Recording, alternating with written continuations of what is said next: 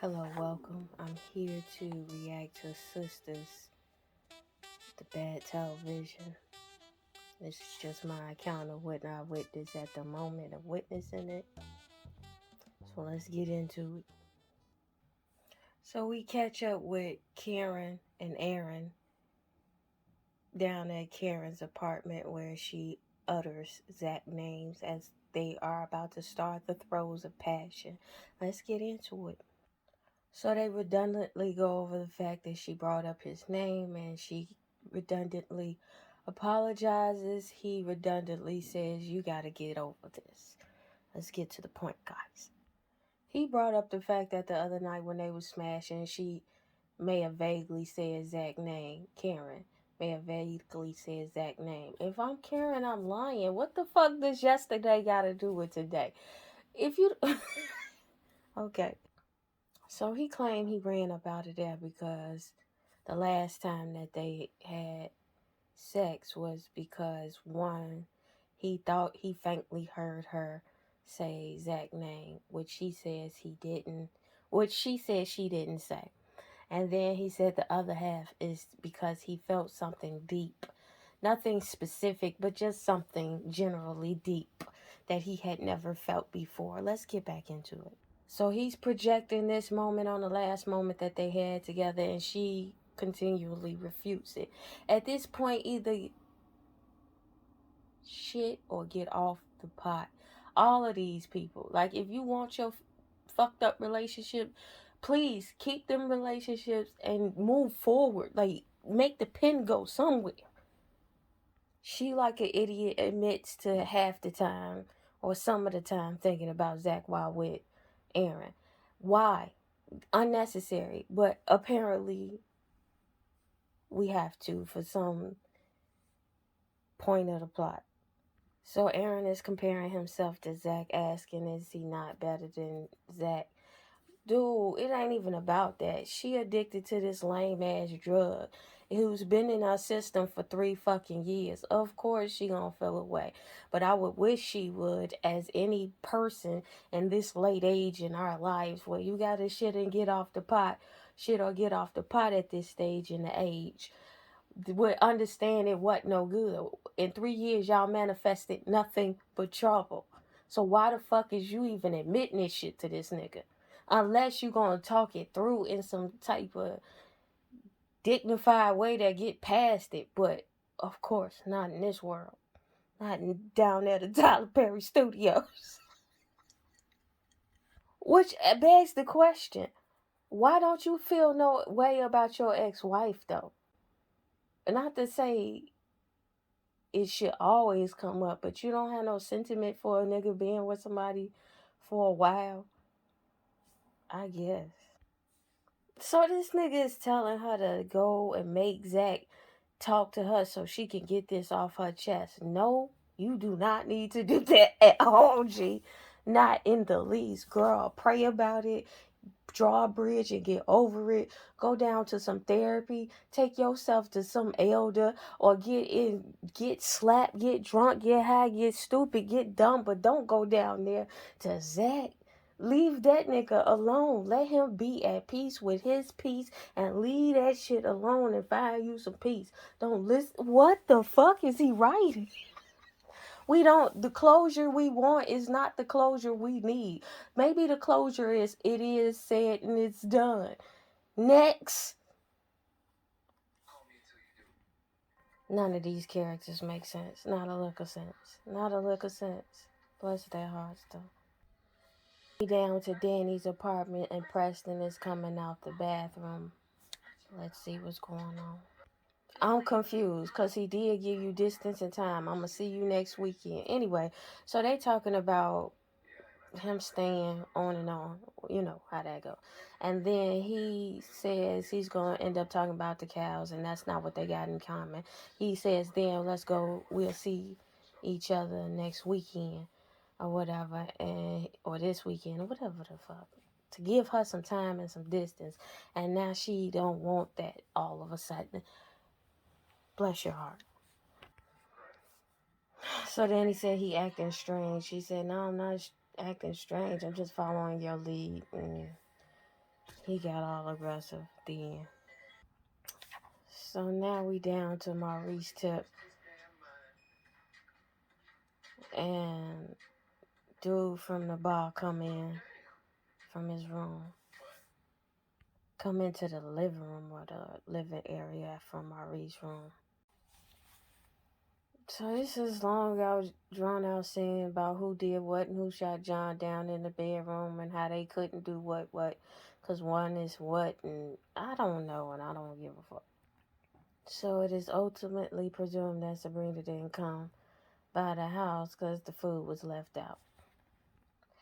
So I wasn't going to say nothing because knowing Tyler Perry, you never know if he know that they got on the same clothes from the last scene or whatever, but Kelvin come out with the same clothes he had on in this supposed yesterday, and Maurice asked him why he had on the same clothes and why he left the food out. He says he got drunk. Let's further why. So Kelvin says sometimes he wish he was gay because women are so crazy. If it's that crazy for you, then maybe you should be. Like, what is stopping you? Nigga, stop playing. So they going through this dialogue, repetitive dialogue, to get out the message that you can't turn a straight man gay and a gay man straight, based on the rhetoric that Maurice was saying. Calvin had to be the one to let him know. This shit gonna start some diaspora war down there to the Twitter. So Tyler Perry got Maurice saying that Calvin would be chasing Maurice ass like it was from Africa, and then he does some generic stereotypic yell or chant as if it was to simulate some type of Africa that he wouldn't know. I'm assuming. It felt offensive. If I was from the motherland, I feel it. But they gonna say, alright, let's continue to watch. So he basically said him and the bartender didn't do shit but braid each other hair. They just the homies. So Maurice basically insinuated that Calvin is Tommy. You ain't got no job, man. So we are inevitably down to Karen's salon with her and Pam. And we know that she's going to inevitably try to call Zach. Zach gonna put the Heisman on the hoe. And then she gonna call, what's Stop Pocket? Andy. And then Andy gonna be like, girl, I don't even want no parts of that. You know who I am. I got drama galore. I don't need yours for more. But anyway, and Karen gonna feel away. And I did some shit like that in high school. Well, I wasn't in high school. I was like my freshman year of college. But freshman year in college is kind of like high school. But anyway, I did some shit like that to a homie. And if that homie ever hear this, I apologize, G. I was out of my mind. Girl. But my point in saying that is, I was young. These hoes is over 30. Over 35, G. They some grown ass women with their own business, like real business. So why the fuck is you distracting yourself from your key goals by trying to keep up with this nigga? But let Tyler write it. This the first time I've been on Pam's side. Like, girl, your business going out of business. And your ass ain't on your business because you chasing what? Zach? Nigga, please. As I said, she goes to the back to call Zach, and she put the Heisman on the hoe. Pam eavesdropping through the door, asking if she calls Zach. Pam is fucking extra, and why she need to be fired too. Tyler Perry don't write good customer service and good employee interactions real well. I don't like his dynamics. Beyonce cousin down to the salon getting on my nerve. Fire this hoe. Do Pam learn her script singing or some shit? Cause it sound like she's singing everything she said. So back down to Fatima's apartment, and this Karen keep calling. Fatima see her calling and tell him to answer it. He like, nah, girl, stop it. So this nigga lying to the world and talking about he's a catch because he told Fatima he gonna marry her. And she was like, is that supposed to impress me? He like, absolutely, I'm a catch. Well, call me Butterfingers, nigga, cause you are not the catch I see for any woman who has a shred of dignity. Dude, you just hit the lottery. Let's see what you do with your lottery winnings and how you make that happen. Give me 24 months. And then we'll talk about who you are. Because up until now, you've been an ain't shit nigga thoroughly. Just like an ain't shit nigga that don't remember what you did for him. He goes, you still owe me for that bite. And Fatima's like, nigga, I paid you. He go, when did you pay me for that bike? Listen, ain't shit, nigga. I immediately when she said I paid you, I kind of forgave her a little bit for some of the shit she did for you off the first night of meeting you. I guess it would be payment for your bike and a little injury to give you a place to stay, food to eat, a car to drive, a job to have. Come on, bro. Oh, but she reduced it down to getting in the bed. Which, I mean, I guess if that's what it's worth. Zach acknowledges he moving too fast and he don't get no fucks. He wanna seize the day. Carpe diem.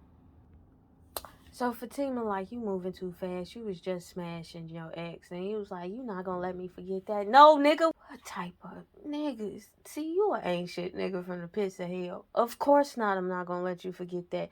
You was all up in somebody and just off GP that you saw her and it jogged the memory. You think I want that to happen to me again? Nigga, you showing a pattern of behavior. That'd be our fucking problem. We don't see the fucking flag. If it y'all know it don't have to get to the red flag. There's other colors before red. How about yellow? Slow down. The fuck? So apparently they freestyling and improving how they gonna miss each other and how they landed on thick, whoop-de-whoop, boo up the bam and all of that. So now we embark on another scene with Sabrina and Maurice down to the currency exchange they call the bank. As inevitably there is some redundant topic up for discussion. Let's see. And so they going over, like I said, I guessed it. They basically going over the fact, are they okay? You okay? Whoop the whoop and woo out the bam and all of that jazz. Let's get into it. I hope there's a point somewhere.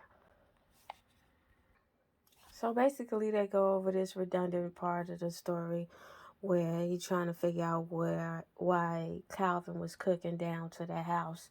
And Sabrina said, because he barked at me to come to his house like I was thirsty. Maurice be like, you are thirsty, but nigga, you was so thirsty that you fucked a nigga who stole from your room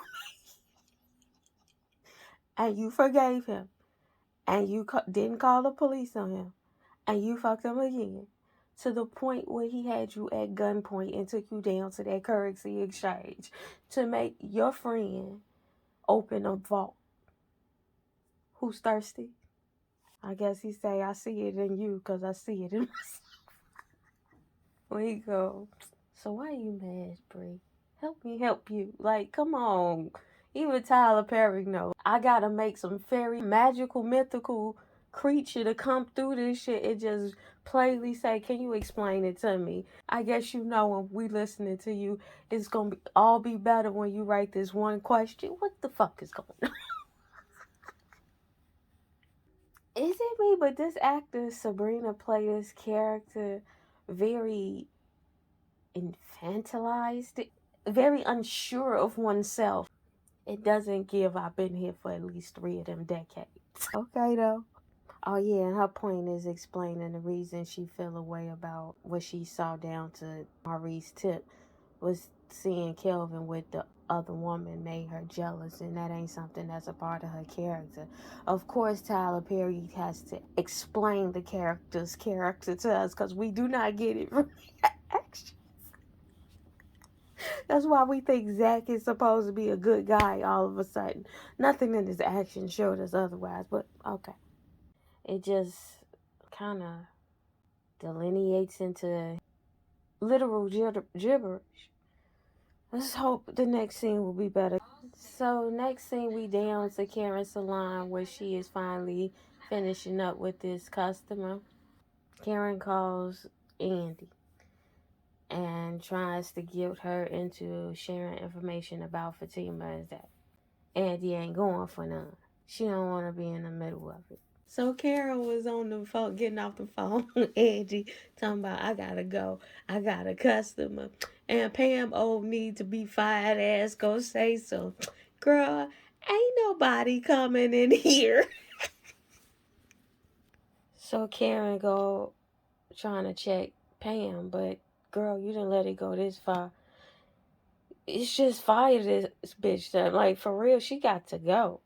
So we down to Thought Pocket Andy's office.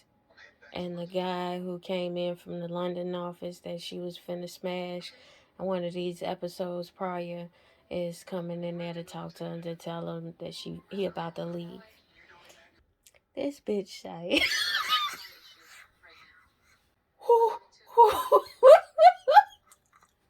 this heifer gonna say some. Gary is a really great guy. He has an ex-wife that's batshit crazy, but Gary, he really is a great guy. I know what you read in the file, but fuck what your eyes see. Gary is a great guy. If you say so, beloved. I'm not playing these games. What happened to Paris? So he throwing it at Andy, talking about going down to eat or have a dinner with him. She apparently loves Scary Gary to the extent that she goes, no, I ain't going. And he make up the hypothetical scenario. If she were to go, would she have sex with her? She goes into some list about what would be required to do that. After the first dinner. And I would like to say, we know none of those things are your requirements. So this long redundant ass flirtation is amounting to nothing. So Karen calls Danny, and Danny is suspicious off back. Bitch, why you calling me? The first friend that made sense. So basically Karen had called begging Danny to go, can I, come down there and you get me in the space with Zach. And Danny was like, girl, why you ain't calling me? And he ain't returning my calls. There you have it, bitch. There it is, bitch. Let it go, bitch. Like, we too old, bitch. Like, girl, is it that? Girl, all he did was get a coin. Nothing changed about the book. He is still the same dude. And even in Tyler Perry world, he ain't the same dude. And for some reason, Fatima got the magical pussy that has changed his overall dimensions of his whole identity. He wasn't yours. You invested in him and you broke even. Not even. Because the depreciation of the value of the money over the span of 3 years probably is at a deficit of a percentage that's probably increased by the total debt of the nation. So the inflation would account for that being more money today. So you lost money in that investment. She gained it. Let her gain in her investment and leave it the fuck alone and pocket you somebody who you can gain and invest in all that you can invest in them appropriately and learning the signs. But no, let's go back down to Tyler Perry Studios. That's why I fool la la with Danny. Because the character Karen is going, I need him, like, why can't you move on? That's what Danny, like, he said, because I need him to tell me, straight to my face, like, it's over. And that's when I know it's over. And Danny goes, girl, but I think in no uncertain terms, he's done told you, this N-word told you, it's over. He ain't have to say it. He ain't returning your calls. He dropped off the door and he laughed. He laughed, girl. He ain't picking up the phone. It makes you look slight. And for all of that, you could have took that. I mean, yeah, go to a therapist. You should have been did that when they blew that woman head off in your face. And he gaslit you like you didn't just come from a traumatic experience. And he made it about you cheating when you wasn't cheating. Let's remember those times. Let's settle on that. Take our ass to a therapist and watch this nigga out. No more sheets. You remember Juanita Bynum said no more sheets. You got to cut that soul tie the fuck up off of you. So we down to the cute, unattractive dude being in Fatima's office, catching him off guard. Still not going to HR or to the police, as he dropped clues that he's following you and stalking you, but bless your heart. So Fatima leaves out the office and kind of bumps into the nigga from London. And they agree that the cute, unattractive nigga is a son of a bitch. And then he go to ask him about Andy. So Fatima go into the Andy office and basically come to the conclusion that she's being bugged by the cute, unattractive dude, because he knows about things she's discussed over the phone that she hadn't told anybody else, and he had brought up to her. So now Andy wants her to play with him over the phone by him eavesdropping. So Fatima said, you actually right. Apparently it was good advice to her discernment. And so Andy goes, well, I'm usually am right. And Fatima said, are you? And I'm thinking the same thing, but you know. So the dude who he let get away with robbing his roommate, and he eventually smashed on a couple of occasions, is now down to his phone and calling him, talking about can he go down there with him to turn himself in, because he was on that shit. And Maurice is just keep asking him where he is. I'm suspecting this is Zach pulling up to his new tip. So of course Zach goes to pull up on the house he bought, gets in the house, and the realtor is in the house showing their house to a backup offer. And the backup offer is the cute, unattractive nigga down from the law firm of Andy's that keep messing with Fatima. Yeah. Well, if this can be on TV, then you can do anything, bless your heart. I want to say to the ethos, tell the future, I said so.